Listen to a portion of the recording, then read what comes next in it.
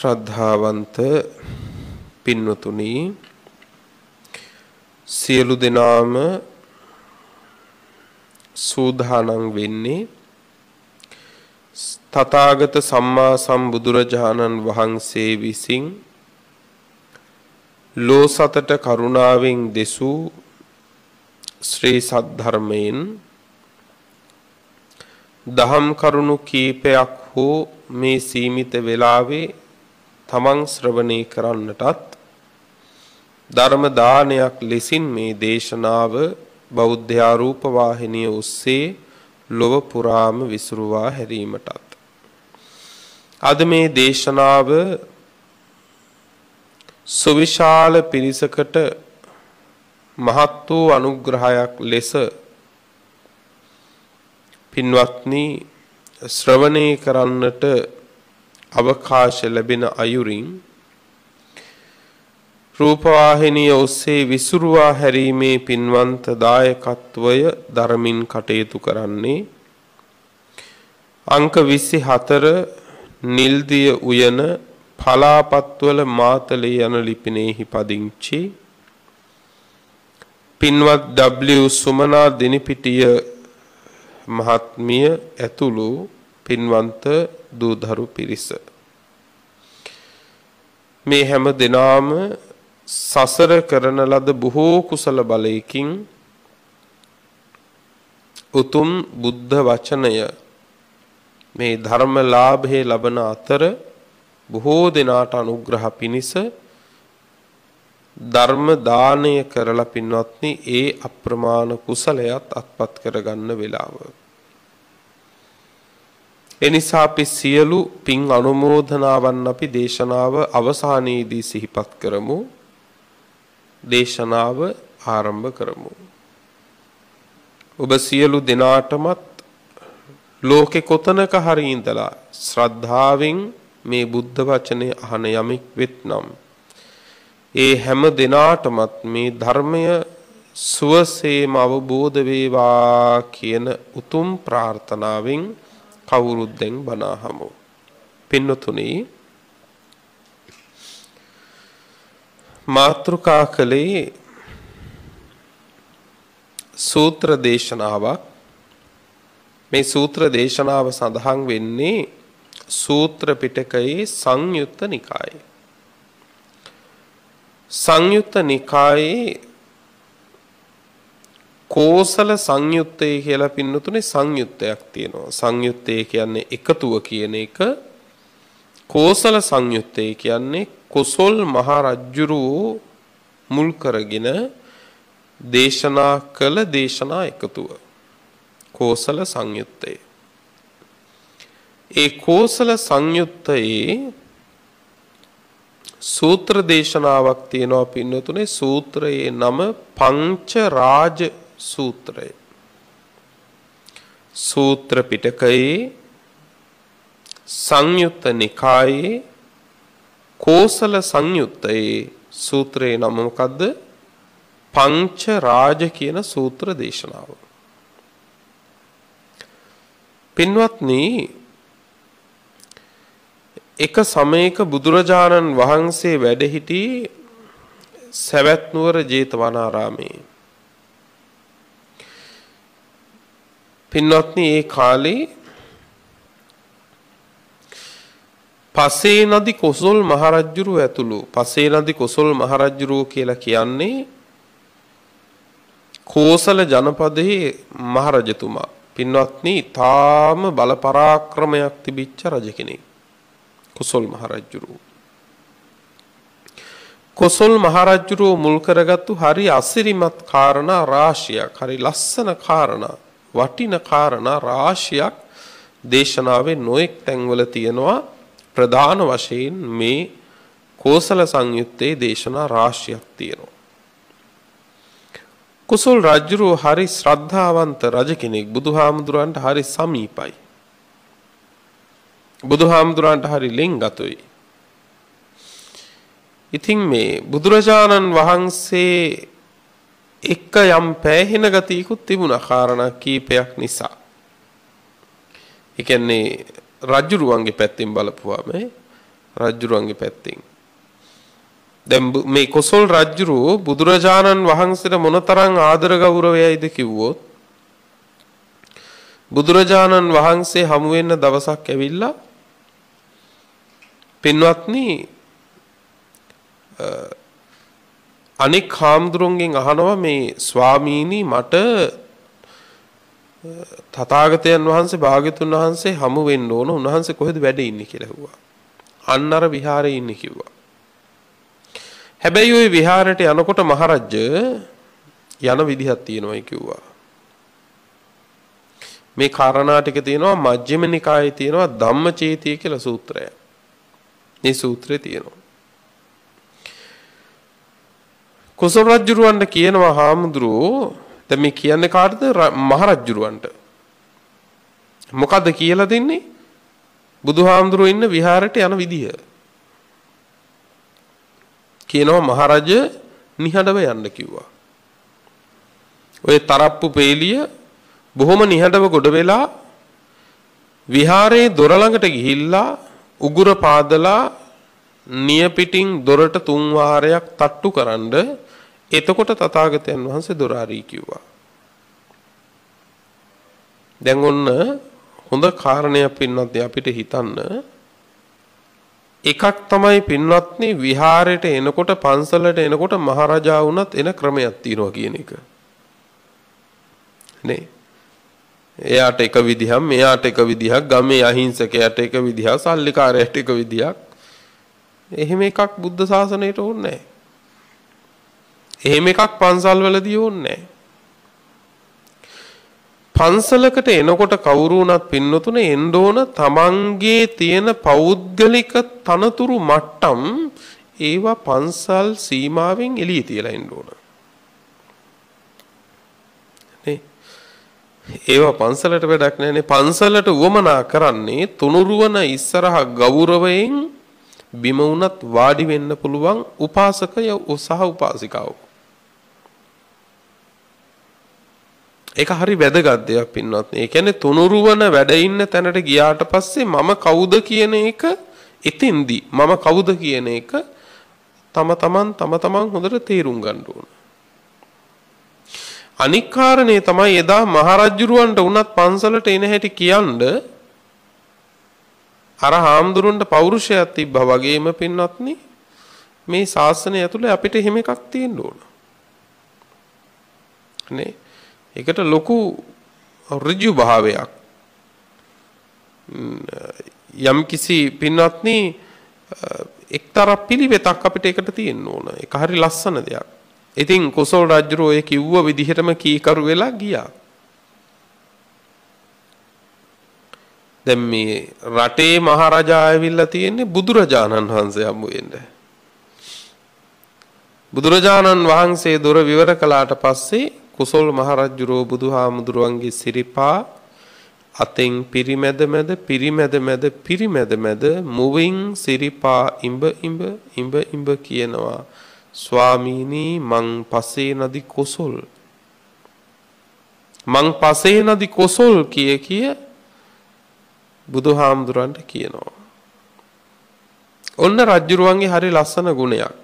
මොකද්ද? තමන් රටේ රජුරු උනාට ගරු කළ යුත්තා ඉදිරියේ ගරු කරන්න පුරුද්දක් තිබුණා. ඒ ගෞරවයත් රජෙකුගෙන් හිතන්න බැරි තරම් ගෞරවයක්.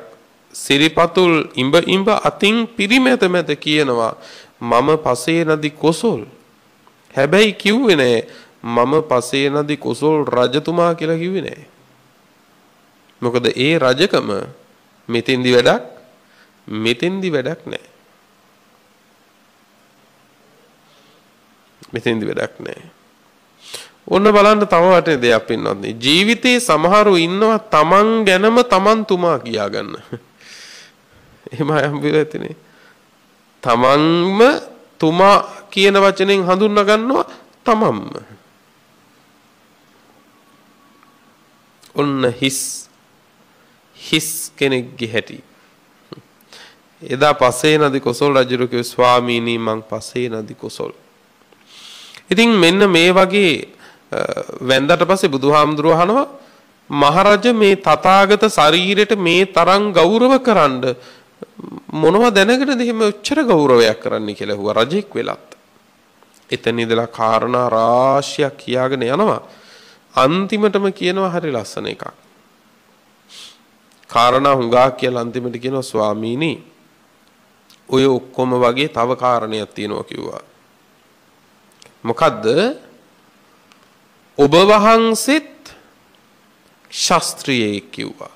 ගිහි කාලේ සුද්ධෝදන රජුරන්ගේ පුතානේ. මමත් ශාස්ත්‍රීයෙක් කිව්වා. ඔබ වහන්සේත් ශාක්‍ය වංශේ කිව්වා. ස්වාමීනි මමත් ශාක්‍ය වංශේ කිව්වා. තවත් එකක් කිව්වා. ඔබ වහන්සේටත් 80යි මටත් 80යි කිව්වා. වයසේ කියලා පිළිලකුත් තියෙනවා. ඔබ වහන්සේටත් 80යි මටත් 80යි කිව්වා. ඉතින් පින්වත්නි මේ වගේ කුසල් රජුරුවන්ගේ ජීවිතේ හරි සොඳුරු තැන් තියෙනවා බුදුරජාණන් වහන්සේක ඇති වෙච්ච සංවාදෙහිම. ඉතින් මේ කුසල් මහරජුරුව ඇතුළු තවත් රජවරු 5 දෙනෙක්. කුසල් රජුරුත් ඇතුළුව රජවරු 5 දෙනෙක්.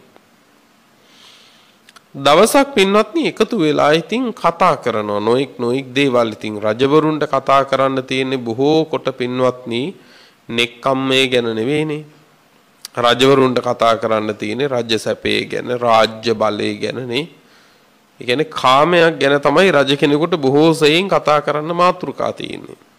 ඉතින් දැන් රජවරු 5 දෙනා එකතු වෙලා ලොකු කතාවක් පටන් ගත්තා. මොකද්ද කතාව? කතාව පටන් අරන් එහෙන් ඇවිල්ලා අන්තිමටම කතාව දැන් යනවා කාමයන් අතුරෙන් අග්‍ර කාමය මොකද්ද කියලා. මොකද්ද මාතෘකාව දැන්? කාමයන් අතරින් අග්‍ර කාමය මොකද්ද? මොකද්ද කාමය කියන්නේ? කාමය කියන්නේ මොකද්ද වෙනවද? කාමය කියන එක කොටස් දෙකකට බෙදනවා. පළවෙනි එක තමයි වස්තුකාම කියලා කොටසක් තියෙනවා. ඒ වස්තුකාම වලට තමයි අපි කියන්නේ වත්කම් කියලා. වස්තුකාම. දෙවෙනි එක තමයි පින්වත්නි ක්ලේශකාම කියලා එකක් තියෙනවා. කෙලෙස්කම්. ක්ලේශකාම. එතකොට වස්තුකාම කියන්නේ මොනවද? දැන් මේ ලෝකේ අපි යම් කිසි දෙයක් පින්වත්නි එකතු කරගත්තා නම් මගේ කියලා ඒ එකතු කරගත්තු හැම එකක්ම දැන් ඔබ ගන්නකො ඔබ ඔබේම රූපයේ පටන් ඔබේම කේශ කලාපේ පටන් ඔබේම ඇඳුම් වල පටන් ඔබේ ගෙවල් දොරවල් ඉඩකඩම් ආදී නොඑක් දේවල් මේ සියලු දේවල් වලින් ඔබට සතුට උපද්දවන්න පුළුවන්කම තියෙන්නේ ක්‍රම පහකින්. ක්‍රම පහකින්. හරි. පළවෙනි ක්‍රමය තමයි මේ ලෝකේ ඔබට මොනවා හරි දෙයක් තියෙනවා නම් ඒ හැම දෙයකම එක්කෝ ඒක විඳින්න වෙන්නේ අපිට ඇහෙන් බලලා සතුටු වෙන්න තියෙන දේවල්. හරිනේ. මේ ලෝකේ අපිට තියෙන එකක් තමයි අපිට තියෙන දේවල් වලින් එක ක්‍රමයක් තමයි ඇහිම් බලලා සතුටු වෙන්න තියෙන දේවල් තියෙනවා. තවත් දේවල් තියෙනවා පින්වත්නි. දැන් අපි හිතමුකෝ ඔරලෝසුවක් ගේනවා. ඔරලෝසුවක් ගත්තම පින්වත්නි කැත්තම එකද ගන්නෙ ලස්සන එකක්ද ගන්නෙ? ඈ? ලස්සන එකක් ගන්නෙ. මොකක් බලන්නද? මොකක් බලන්නද ගන්නෙ? ඈ? වෙලාව බලන්න. එතකොට ඔරලෝසුව මොකටද ලස්සන වෙන්නේ? වෙලාව පෙන්නන ඔරලෝසුවත් අපි බලනවානේ. දැන් පේනව නේද? බලන්න හදන්නේ වෙලාව. තෝරන්නේ උනාට ලස්සනම ඔරලෝසුව කියන්නේ වෙලාව නෙමෙයි ඈ. නේද? ඔරලෝසුව කියන්නේ වෙලාවද? ඔරලෝසුව කියන්නේ වෙලාව නෙවෙයි. එතකොට අපිට ඕන වෙලාව බලන්න විතරක්මත් නෙවෙයි නේ. එතකොට දැන් තේරුම් ගන්න දැන් අපි ඔරලෝසුව ගත්තම ඒකේ ලස්සන අපි බලලා විඳින්න තියෙන දෙයක්. නේ? අපි බලලා තමයි ඒකෙන් සතුටක් ලබන්නේ නේ. ඊළඟට බලන්නකො පින්වත්නි යම් ඊළඟට අපිට මේ ලෝකේ තවත් එක ක්‍රමයක් තමයි පින්වත්නි අහලා සතුටු වෙන්න තියෙන දේවල් තියෙනවා. අහලා තමයි ඒක විඳින්න තියෙන්නේ. දැන් ඔබ ගේනවා රේඩියෝ එකක්. ඒක ගේන්නෙම මොකටද? අහලා සතුටු කරන්න. ඒ කියන්නේ කන පිනවන්නනේ. කනෙන් ඔන්න විඳින කොටසක් තියෙනවා. දැන් රේඩියෝ එකෙන් මොකද්ද තියෙන එකම දේ අපි කනට ප්‍රිය දේවල් අහන එක. අප්‍රිය දේවලුත් තියෙනවා. ප්‍රවෘත්ති ටික ඔක්කොම ආසාවෙන් ඇහුවට පස්සේ ඉස්සර ප්‍රවෘත්ති වරුණාම මරණ දැන්වීම ටික කියන්නේ. ඒක අහන්න අපි කැමති නැහැ. එතකොට වාලා දානවා. දැන් තේරෙනවද පින්වත්නි? ප්‍රිය දේ හොයාගෙන ගෙනපු දේවල් ඇසෙත් මොනවද තියෙන්නේ? අප්‍රිය දේවල් තියෙනවා. ඊළඟට තව දෙයක් තියෙනවා පින්වත්නි නාසයෙන් සුවඳ වශයෙන් විඳින්න තියෙන දේවල් තියෙනවානේ. අපි ලෝකේ මොන දේවල් එකතු කරගත්තත් මෙහි නෙවෙයි පින්වත්නි මේ ලෝකේ හැම රටකම තියෙන දේවල් ගොඩ ගහලා මගේ කරගත්තත් විඳින්න තියෙන්නේ එක්ක එහෙම් බලලා සතුටු වෙන්න තියෙන දේවල්. එක්ක කණෙන් අහලා සතුටු වෙන්න තියෙන්නේ. නැත්තම් ගඳ සුවඳ වශයෙන් විඳ ඒ කියන්නේ සුවඳ වශයෙන් විඳලා සතුටු වෙන්න තියෙන දේවල් නේ. දැන් සුවඳ විලවුන් තියෙන කඩේකට ගිහලා යම් තාක් දේ තෝරනවද? ඒ තෝරන්නේ අපි සුවඳ. සුවඳ තෝරන්නේ. ඊළඟට පින්වත්නි දිව රස මිහිර අපි හොයන්නේ. නේ? මේ ලෝකේ යම් තාක් දේවල් තියෙනවා නම් එක්කෝ ඇහෙන් බලලා සතුටු වෙන්න තියෙන දෙයක් නැත්නම් කනෙන් අහලා සතුටු වෙන්න තියෙන දෙයක් නැත්නම් නාසයෙන් සුවඳ වශයෙන් විඳලා සතුටු වෙන්න තියෙන දෙයක් නැත්නම් දිවෙන් රස විඳලා සතුටු වෙන්න තියෙන දෙයක් එහෙමත් නැත්නම් ස්පර්ශ වශයෙන් විඳින්න තියෙන දෙයක් පුටු තෝරන්නේ ඇඳන් තෝරන්නේ ඇඳුම් තෝරන්නේ බෙඩ් ෂීට් තෝරන්නේ ඔය ඔක්කොම මොනවද ස්පර්ශේ තෝරන්නේ එතකොට දැන් ඔන්න පින්වත්නි පුරුෂයෙක් දැන් අපි හිතමු යම්කිසි කෙනෙක් දැන් මේ බඩු බාහිර භෞතික සම්පත් ගැනනේ කිව්වේ. දැන් හිතන්නකෝ බලන්න පින්වත්නි යම්කිසි කෙනෙක් විවාහ වෙන්න පුරුෂයෙක් හරි ස්ත්‍රියක් හරි බලනවා. තෝරනවා. මොනවද තෝරන්නේ? මොනවද තෝරන්නේ? පින්වත්නි බලන දේවල් තමයි ඇහැට පේන්න ප්‍රිය පෙනුමක් තියනවද කියලා. නේද? පෙනුමට ප්‍රියභාවයක් තියනවද කියලානේ බලන්නේ. දැන් බලන්නකො නිකමට හරි මෙතන අය විවාහ වෙලා ඇතිනේ. ඔබේ නහයක් විකෘති නම් කනක් විකෘති නම් ඔබ විවාහ වෙලා ඉන්න කෙනා ඔබට කැමති වෙයි කියලා හිතනවා. මේ සිනහවටම නෙමෙයි කියන්නේ.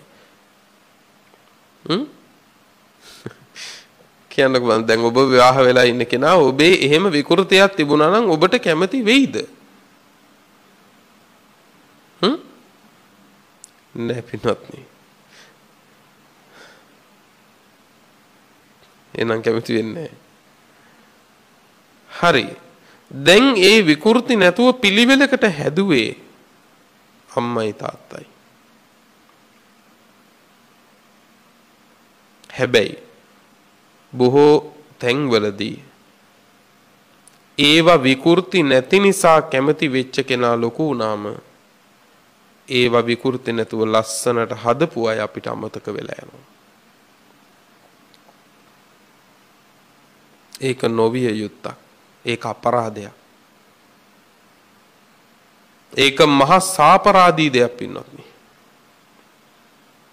කෙනේ ලස්සනයි කිව්ව කෙනාට අපි පෙම් කරන කාලේ වෙනකොට ලස්සන කරපු කෙනාව අපේ ජීවිතෙන් අපිට අතහැරෙනවා. ඒක කරගන්න එපා. කොතන හරි පසුතැවෙන්න තැනක් එනවා. මොකද ඔබත් ওই තැනට එන නිසා.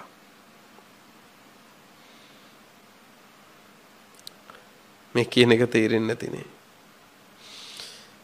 ලෝකේ බොහෝ අවුල් එතකොට සංසිඳනවා පින්වත්නි. කිසිම බිරිඳක් ස්වාමියාගේ අම්මට තාත්තට වෙනසක් කරන්නේ මෙච්චර පරිපූර්ණ පිරිමියෙක් මට හැදලා දුන්නේ මේ අම්මයි තාත්තයි කියලා හිතන්න සත්පුරුෂයි නම්.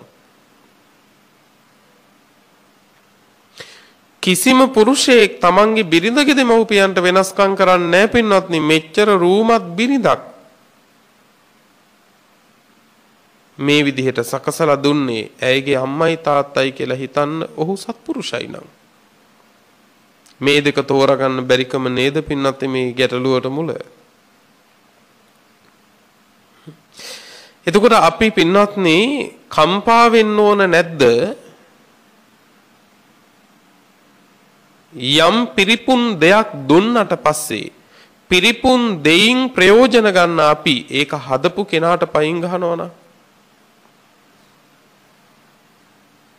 නේද පින්වත්නි? ඒ හින්දා මේ අතුරු කාරණාවක් කිව්වේ. එතකොට අපි බලන්නේ පුද්ගලයෙක්ගේ වුණත් එක්ක ප්‍රියමනාප පෙනුමක්. ප්‍රියමනාප පෙනුම තිබුණට වැඩක් මේ මිනිස්සයා පින්වත්නි දුර්ගන්ධව ඉන්නවනම් නෑ. එහෙනම් මේ මිනිස්සයා ඇහැට පේන්න පුළුවන් ප්‍රිය කෙනෙක් වෙන්නත් ඕන. නහය තියාගෙන ළඟ ඉන්න පුළුවන් මිනිස්සෙක් වෙන්නත් ඕනනේ. ඒ කියන්නේ අපි ඒකත් බලනවා.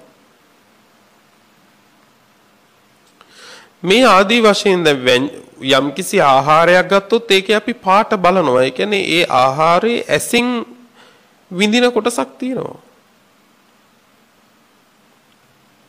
නේ. ඇසින් විඳින කොටසක් තියෙනවා.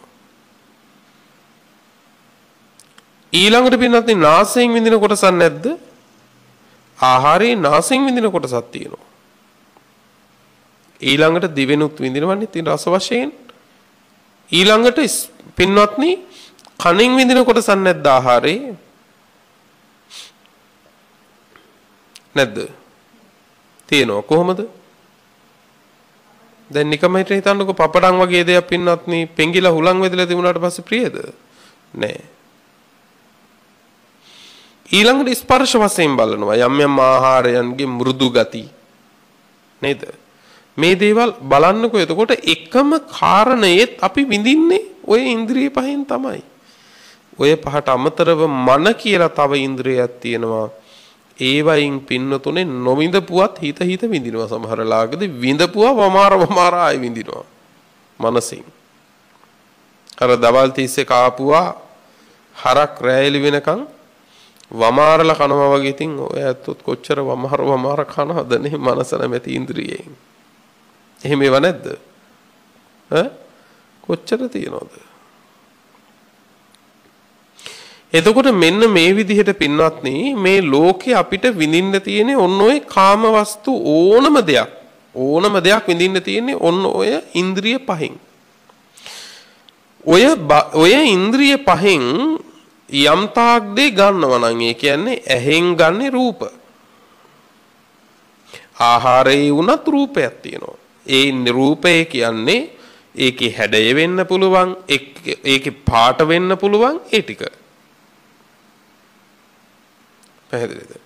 දැන් මේ ලෝකේ හැමදේම එතකොට ඇහෙන් බලන්න තියෙන රූප, කනෙන් අහන්න තියෙන ශබ්ද, ඔන්න ඕවා ටික තමයි පින්නත් මොනවද? වස්තුකාම කියලා කියන්නේ. එතකොට ගෙවල් වල වේවා, යාන වාහන වල වේවා, දරුමල්ලන්ගේ වේවා, සල්ලි මිල මුදල් වල වේවා, ඔය හැම එකක්ම වත්කම්. වස්තුකාම. එහෙන් බලලා සතුටු වෙන්න තියෙන දේවල්, කනෙන් අහලා සතුටු වෙන්න තියෙන දේවල් ඕවා. ක්ලේශකාමයේ කියලා කියන්නේ පින්වත්නි ඒවා කෙරෙහි අපේ හිතේ ඇතිවන ලාමක සංකල්පනාව.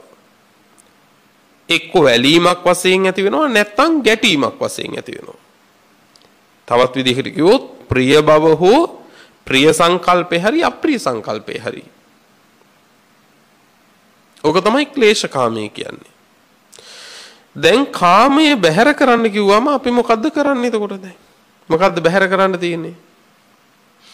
කාමයේ බැහැර කරන්න කියලා කිව්වම කියන්නේ අර වත්කම් ටික නැති කරන්න කියන එක නෙවෙයි. ඒ කියන්නේ ඇහැට පේන්න තියෙන රූප ඉවර කරන්න බෑනේ අපිට අයින් කරලා.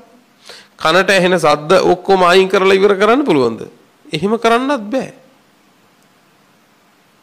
නාසයට දැනෙන ගඳ සුවඳ හොඳ වේවා නරක වේවා ඕවා අපිට නැති කරලා ඉවරයක් කරන්න පුළුවන්ද? ඉවරයක් කරන්න බෑ. එහෙනම් අපිට කරන්න තියෙන එක දෙයයි. ඒවා එහි තිබුණ දෙන්. ඒවා නිසා මගේ හිතේ ඇලීමක්වත් ගැටීමක්වත් හදාගන්න නැති වෙන්න හිත තියාගන්නවා. බුදුහාරු පෙන්නන්නේ ලස්සන ක්‍රමයක්. දැන් මේ මාවත තේරුම් ගන්න බැරි කම හින්දා තමයි මිනිස්සු බුදුහාමුදුරන්ගේ ධර්මයේ පැත්තකට දාලා තියෙන්නේ. මේක තේරුම් ගත්තම පින්වත්නි තේරෙනවා ඕනම කෙනෙකුට මේ බුදුහාමුදුරෝ කියලා දීලා තියෙන සතුටින්ම ඉන්න ක්‍රමයන්නේ. සතුටින්ම ඉන්න ක්‍රමයක්. ඇයි ඒවා හිතිබුණ දෙන්? පින්වත්නි බැනුමක් හැටියට අපි ගන්නකන්නේ පින්වත්නි අපේ හිතේ ගැටීමක් එන්නේ. වර්ණනාවක් හැටියට ගන්නකන්නේ පින්වත්නි අපි අපේ හිතේ ඇලීමක් හදාගන්නේ. බැනුමත් වර්ණනාවත් කියන දෙකම එක තැනකට දාලා බලපුවහම පින්වත්නි අපිට ඇලීමක්වත් ගැටීමක්වත් දෙකෙන් එකක්වත් ඇති වෙනවද? එකක්වත් නැහැ පින්වත්නි. එකක්වත් නැහැ. එතකොට බුදුහාමුදුරුවෝ පෙන්වන්නේ නතේ කාමායානි චිත්‍රානි ලෝකේ සංකප්ප රාගෝ පුරිසස්ස කාමෝ තිට්ඨන්ති චිත්‍රානි තතේව ලෝකේ අතෙත්ත ධීරා විනයන්ති චන්දා. මේ ලෝකේ ලස්සන දේවල් තියෙනවා. ඒවා තියෙන්න ඕන ලෝකේ.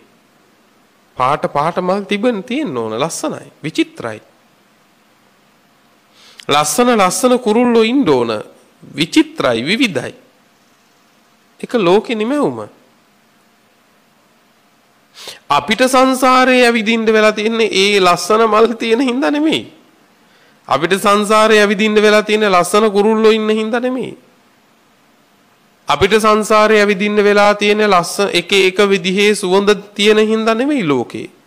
අපිට සංසාරේ ඇවිදින්න වෙලා තියෙන්නේ ඒ ලස්සන පින්වත්නි එළියෙන් තියන්නේ නැතුව ඇතුළට අරගෙන පින්වත්නි ඇලීම් ගැටීම් වඩන හින්දා.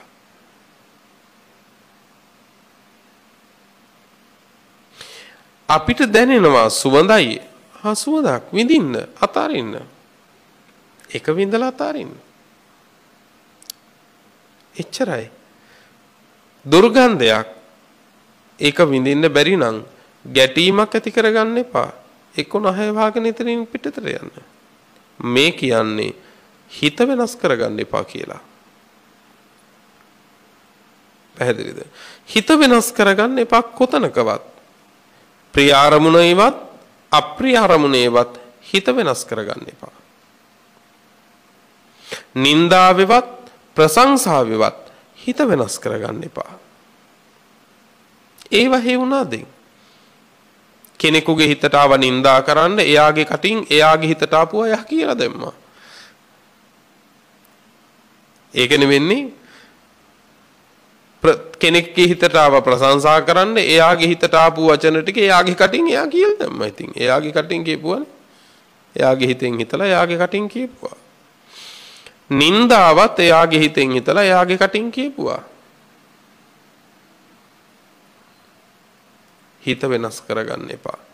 හැබැයි සමහරු කියනවා මම මගේ හිත වෙනස් කරගන්න. ඒ වුණාට ඉතින් ඕවට කර්ම විපාක තියෙනවනේ කියනවා. ඒ හිත වෙනස් වෙච්ච හින්දා එහෙම කියන්නේ. ඒ කියන්නේ බලාපොරොත්තු වෙනවා දුක් විපාකයක් ඒ මිනිහට විඳින්න වෙයි කියලා. එහෙමවත් ඕනේ නැහැ. දැන් එතකොට බලන්න මේ ලෝකයේ පින්වත්නි බුදුහාඳුර පෙන්නන්නේ විචිත්‍ර දේ තිබුණ දෙන් ඒකේ වරදක් නැහැ.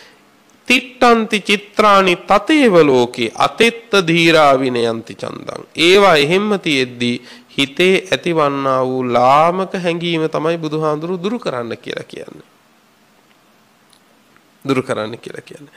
දැන් ඔබ උනත් සැප සම්පත් පරිහරණය කරන්න. ඔබට පිනෙන් ඉපදිච්ච යමක් වෙත්නම් ඒවා පරිහරණය කරන්න. ඒවා නොවින්ද දුක් විඳ නිවන් දකින්න ක්‍රමයක් බුදුහාඳුර පෙන්නලා නැහැ. මේක නිගණ්ඨ ශාසනය නෙවෙයිනේ. දැන් අපි හිතන් ඉන්නේ මේ පහසුව විඳිමින් සැපයක් විඳිමින් නිවන් දකින්න බෑ කියලා. දැන් ඒක නිසානේ හුඟක් අය ස්වාමින් වහන්සේ නමක් සැපයක් විඳිනවා දැක්කොත් බොහෝ දෙනෙකුට දරන්න බැරි එකනේ. ඒ කියන්නේ නිවන් දකින්න නම් හාමුදුරුවෝ දුක් විඳ විඳ ඉන්න ඕන කියලා තමයි ඇතමෙක් හිතන්නේ. නෑ ඒක එහෙම පුළුවන් නම් පින්වත්නි බුදුරජාණන් වහන්සේ බුදු වෙන්න ඕන අත්තිකිලමතාන් යෝගින්. ඒ කියන්නේ දුෂ්කර ක්‍රියාවෙන්. එහෙම බුදු උනේ නෑ. හැබැයි එකක් තියෙනවා සැපේ විඳින්න ඕන ගිහි ඔබ වේවා අපි වේවා විඳින්න තියෙන සැපේ විඳින්න. හැබැයි හිතෙන් බැහැ ගන්න එපා. හිතෙන් බැහැ ගන්න එපා.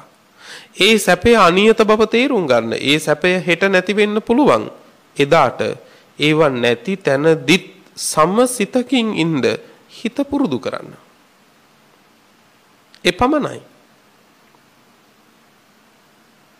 නේ කොච්චර ලස්සන ක්‍රමයක්ද බලන්නකො පින්නන්නේ. එතකොට අපිට තියෙන දාට උඩ පනින්න හේතුවකුත් නැහැ. නැති දාට කම්පා වෙන්න හේතුවකුත් නැහැ. ඇයි? සිත සමයි. සිත සමයි. ඇඳේ නිදපු දාටත් වෙනසක් නැහැ. පැදුරේ නිදපු දාටත් වෙනසක් නැහැ. ඇයි? සිත සමයි. දැන් පින්වත්නි ඔය තමයි කාම වස්තු කියන්නේ. කියන්නේ ඇහැට පේන තියෙන රූප ආදී වශයෙන්. දැන් රජවරු 5 දෙනා එකතු වෙලා බර කතාවක් මොකද්ද? මේ කාමයන්ගෙන් අග්‍රම කාමේ මොකද්ද කියලා. එක රජ කෙනෙක් කිව්වා ඇහැට පේන රූප තමයි අග්‍ර. කියන්නේ අනික හැම එකටම වඩා ලොකුම දේ තමයි ඇහැට ප්‍රිය වශයෙන් පේන රූප. ඒක තමයි ලොකුම දේ කියලා. අනික රජු කිව්වා නෑ ඇහැට පේන එක නෙවෙයි. ඇහැට මොනතරම් ප්‍රිය දේවල් තිබුණත් ඉතින් කනට ඇහෙන්නේ ප්‍රිය දේවල් නෙමෙයි නං.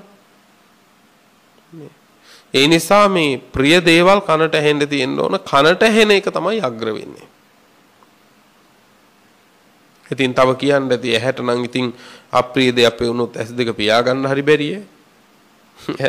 රජුරු කියන්නේ ඒත් කනට ඇහෙන එක කනට ඇසෙන ශබ්ද නැමැති කාමයේ තමයි අග්‍ර කියලා එක රජ කෙනෙක් කිව්වා. කෙනෙක් කිව්වා නෑ ගඳ සුවඳ කියන එක තමයි අග්‍රකාමී කියන්නේ. තව කෙනෙක් කිව්වා නෑ රසය කිව්වා. රසය. තව කෙනෙක් කිව්වා නෑ රසය නෙමෙයි ස්පර්ශය. මේ කාමයන් අතරින් දැන් රජවරු 5 දෙනා කතා වෙනවා. එක එක්කෙනා මේ කාමයේ තමයි අග්‍ර. දැන් මේක විසඳ ගන්න බෑ. පසේනදි කොසල් මහරජුරෝ කිව්වා මේක හරියන්නේ. අපි තථාගත සම්මා සම්බුදුරජාණන් වහන්සේ ළඟට යන්. අපි බුදුරජාණන් වහන්සේගෙන් මේක අහලා දැනගමු. හොඳයි කියලා දැන් ආව රජවරු ටික. බුදුරජාණන් වහන්සේගෙන් ඇවිල්ලා අහනවා ස්වාමීනි භාග්‍යතුන් වහන්සේ අපි 5 දෙනා එකතු වුණා. එකතු වෙලා කතා කර ඉන්න අතරේ කතාවක් පැන නැගුණා මේ කාමයන්ගෙන් අග්‍රම හොඳම ඉහළම කාමයේ මොකද්ද කියලා. එක්කෙනෙක් කියනවා රූපේ කියලා, අනික් කෙනා කියනවා සද්ද කියලා, අනික් කෙනා කියනවා සුවඳ කියලා, අනික් කෙනා කියනවා රස කියලා, අනික් කෙනා කියනවා මේ ස්පර්ශය කියලා. ස්වාමීනි ඕකෙන් අග්‍රම මොකද්ද කියලා ඇහුවා. තථාගත බුදුරජාණන් වහන්සේ දේශනා කළා මහරජ ඒ අවස්ථාවන් වලදී යමෙක් බලාපොරොත්තු වෙන්නේ යම් කාමයක් නම් ඒ කාමයේ කෙලවරට හිත පැමිණුණට පස්සේ එයාට ඒක අග්‍රයි කිව්වා. හරිනේ කාරණේ. පැහැදිලිද?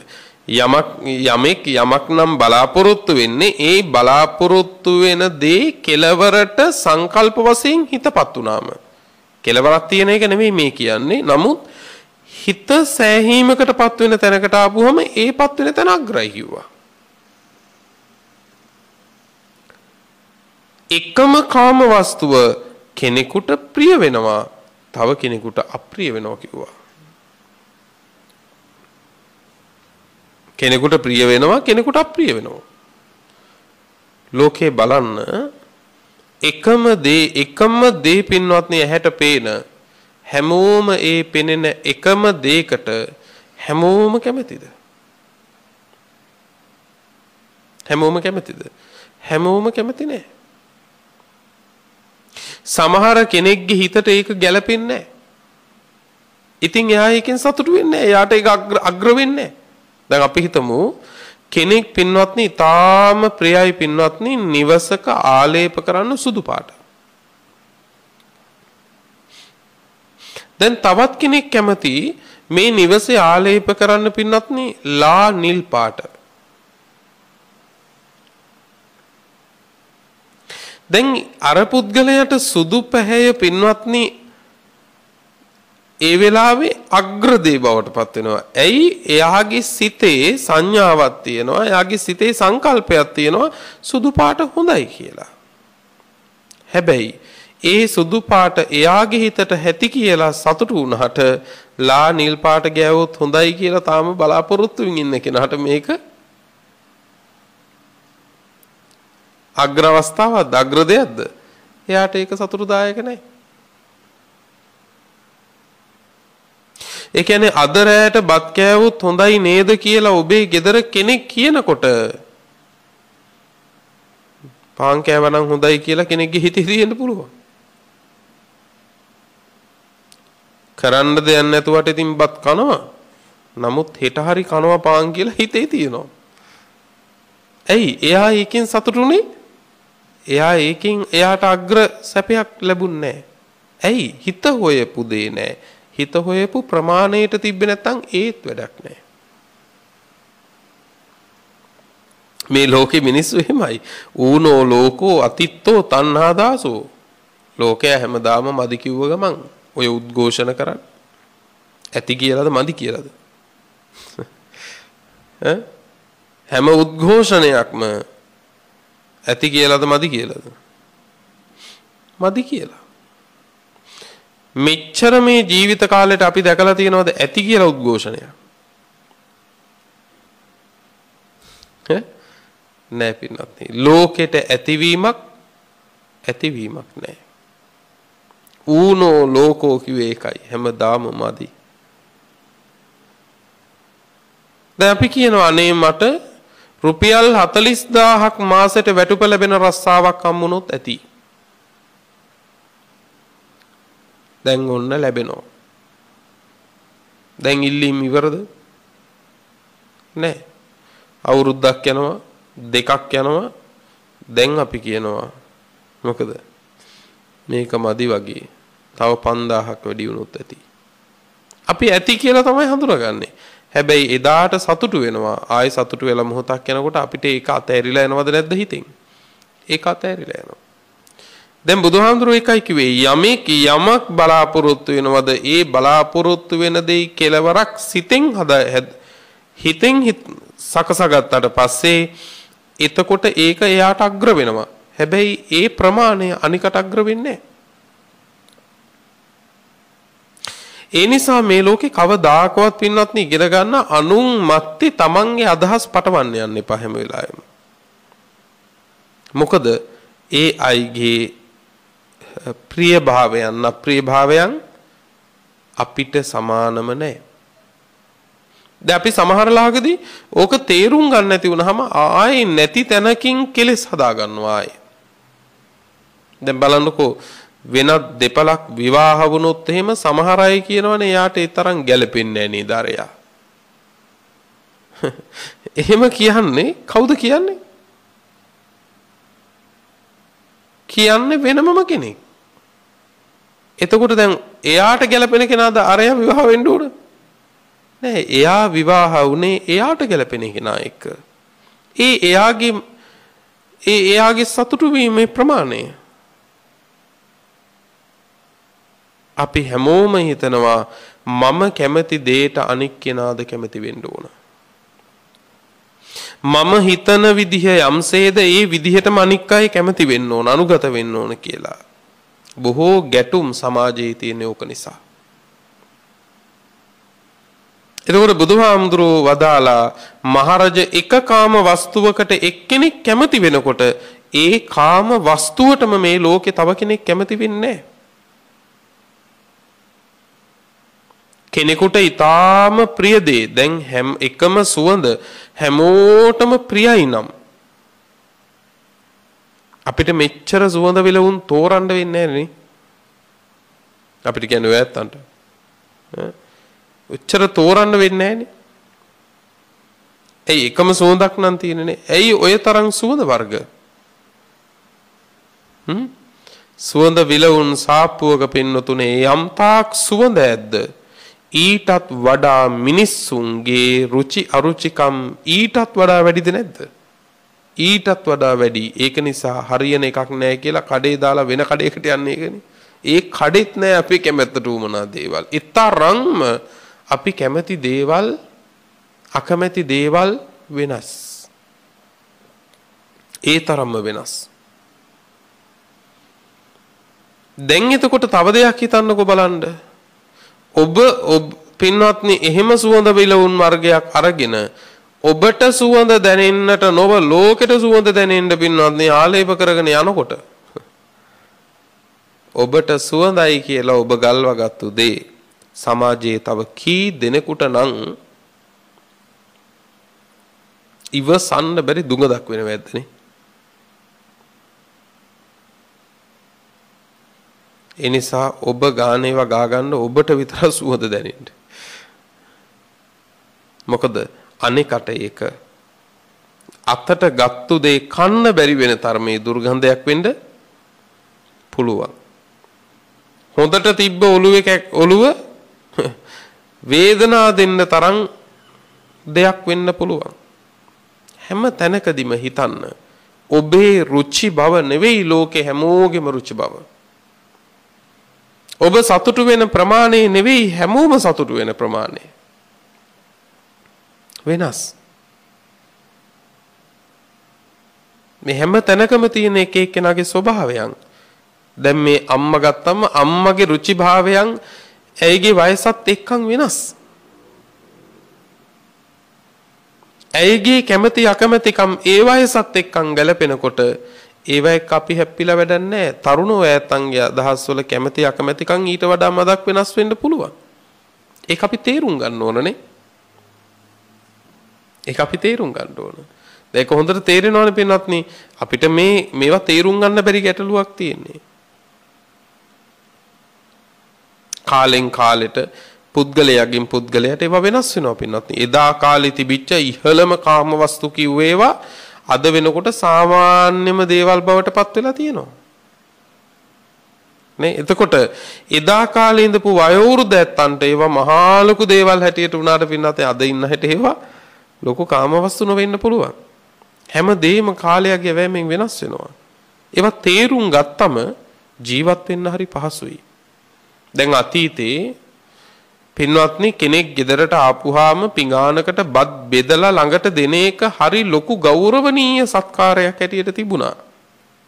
ඒක නිසා මිනිස්සු තවමත් වයසක අම්මලා අපේ ගෙවල් වල කවුරු හරි ආවම බත් ටික බෙදලා ළඟට දෙනවා. ඒක ඉහළ සත්කාරයක් එදා.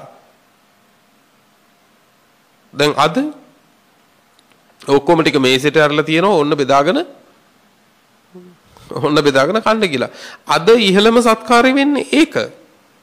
හැබැයි අද ඉන්න අය අර අම්මගේ ක්‍රමෙත් එක්ක හැප්පිලා හරියන්නේ නැහැ. මේක තේරුම් ගන්න ඕන. නේ? ඒක තේරුම් ගන්න ඕන. මේක ඇත්තගේ ක්‍රමය එදා එහෙම තමයි ඉහළම සත්කාරය කළේ. අන්න ඒ වගේ අපි අනේකාගේ සිතුම් පැතුම් අනේකාගේ රුචි අරුචිකම් මේවා තේරුම් ගත්තම හරි පහසුයි පින්වත්නි.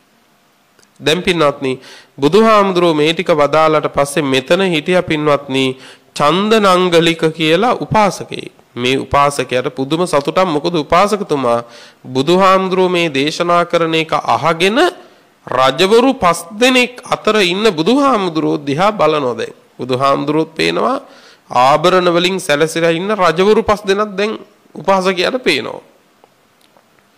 රජවරු සර්වාභරණෙන් ඇවදිලා සැරසිලා ලස්සනට රාජ ආයිත්තම් වලින් රාජ සලුපිලි වලින් සැරසිලා වෙනදනම් මහපාරේ රජෙක් යනවා කිව්වොත් කොච්චරනම් පින්වත්නි රජ කෙනෙක් යනවකම කොච්චරනම් ඒක බැබලීමක්ද.